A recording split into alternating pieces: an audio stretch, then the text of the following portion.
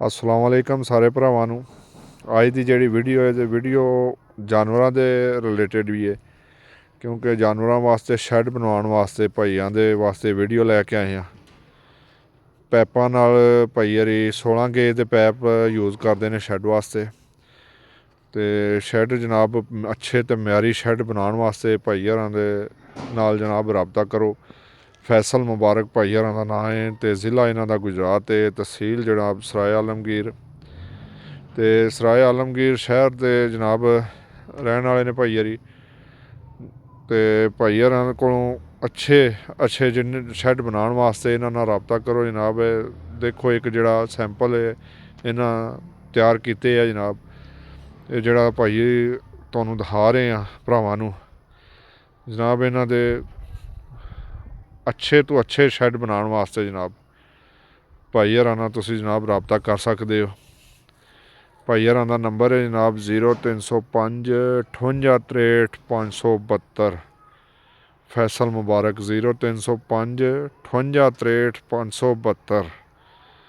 तो जनाब सैंपल जिहड़ा बनाया ने ये भरावां दे सामने वीडियो च दिखा रहे हैं जनाब।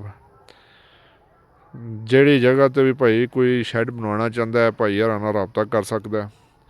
गुजरात एरिए च सराय आलमगीर जेलम जिहड़ी पाकिस्तान किसी जगह पर भी भाई हरां नाल जनाब रबता करो शैड बनवाने वास्ते। तो शैड भाई हरी बहुत अच्छे बनाते हैं। भाई हरी बड़े बेहतरीन शैड बना के भाई दिंदे ने जनाब। देख लो तुसीं तुहाडे सामने जनाब डैमो जिहड़ा दस रहे हैं शैडां दा। ये बंदे लगे ने जनाब शैड बना रहे ने।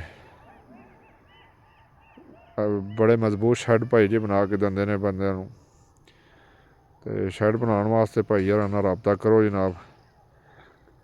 तकरीबन शैड जिहड़ा तैयार हो रहा जिहड़ा लगे ने बनान भरावां दे सामने। तो अपने जानवरों वास्ते हवादार शैड जिहड़े बनाने वास्ते भाई हरां नाल रबता कर लो। मजबूत ते अच्छे और म्यारी शैड बनाने वास्ते भाई हरां नाल रबता करो। इंशाअल्लाह भाई तुहानूं जिहड़ा ना अच्छे शैड जिहड़े ने बना के देण दे।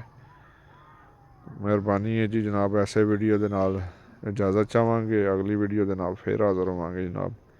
अल्लाह हाफिज़।